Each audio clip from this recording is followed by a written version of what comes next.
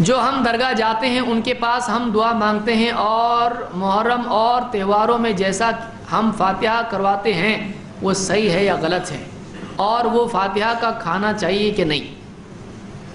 دیکھیے، جو قبروں پر جانا غلط نہیں، میں نے وجہ بھی بتایا اس کی کیوں ہے کہ آخرت یاد آئے، لیکن آج کل ہمارے اولیاء کرام کی جن قبروں کا جو حال لوگوں نے کیا ہے یہ خود ولیوں کو بھی پسند نہیں تھا۔ اس کو اتنی زیادہ رونق دینا، اتنی بڑی عمارتیں اس پر تعمیر کرنا، اس پہ قوالیاں گانے بجانے کرنا، اور اس پہ بے پردہ عورتوں کا جانا، اور اس طرح کی جتنی خرافات آج ہوتی ہیں، اولیاء نے یہ نہیں سکھایا ہے۔ اگر آج وہ ہوتے تو منع کرتے، اگر آج ہوتے تو منع کرتے۔ تو آج اگر وہاں کوئی جاتا ہے تو یہ وہاں برائیوں میں یہ آدمی بھی کھو جائے گا۔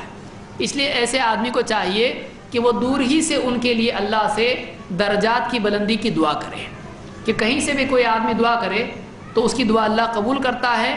ان اولیاء کے لیے اس کو چاہیے کہ وہ دعا کرے کہ اللہ ان کو اور اونچے مرتبے تو عطا فرما، ان کے اوپر اور اپنی رحمت نازل فرمائے۔ اسی طرح سے جو فاتحہ محرم جو مناتے ہیں، محرم منانا اسلام میں نہیں ہے، محرم کا ماتم کرنا اسلام میں نہیں ہے، تعظیم بٹھانا اور اس کے سامنے ناچنا کودنا اسلام میں نہیں ہے، اسلام میں یہ کبھی تھا بھی نہیں، اور لوگوں نے اس کو اسلام کا حصہ سمجھا، جو کہ غلط ہے۔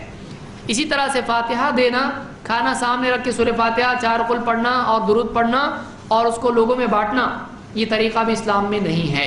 اللہ کے نبی صلی اللہ علیہ وسلم نے اپنی پوری زندگی میں کبھی بھی اس طرح سے فاتحہ نہیں دیے۔ آپ نے کون سے فاتحہ دیے؟ آپ نے نماز میں فاتحہ دیے، آپ ہر رکعت میں سورہ فاتحہ پڑھتے تھے، آپ صلی اللہ علیہ وسلم ہر رکعت میں نماز میں سورہ فاتحہ پڑھتے تھے، تو یہ فاتحہ اسلام میں ہے۔ لیکن کھانے کے اوپر فاتحہ پڑھ کے اس کو بانٹنا یہ قرآن میں نہیں، یہ اسلام میں نہیں ہے۔ اگر کوئی ایسے فاتحہ کا کھانا دیتا ہے تو 2 صورتیں ہیں، ایک یہ کہ وہ اللہ کے نام سے ہے، اور ایک یہ ہے کہ وہ کسی بزرگ کے نام سے ہو۔ اگر کسی بزرگ کے نام سے ہو تو اللہ کے سوا کسی اور کے نام سے کوئی کھانا ہو تو وہ نہیں کھانا چاہیے، لیکن اگر اللہ کے نام سے ہے، فاتحہ ہے، تب بھی اس سے بچنا چاہیے، اس کو بتانا چاہیے اسلام میں نہیں ہے۔ لیکن اگر کوئی مجبور ہو گیا تو وہ کھا سکتا ہے، اس لیے کہ وہ غیر اللہ کے نام کا نہیں ہے تو حرام نہیں ہوا۔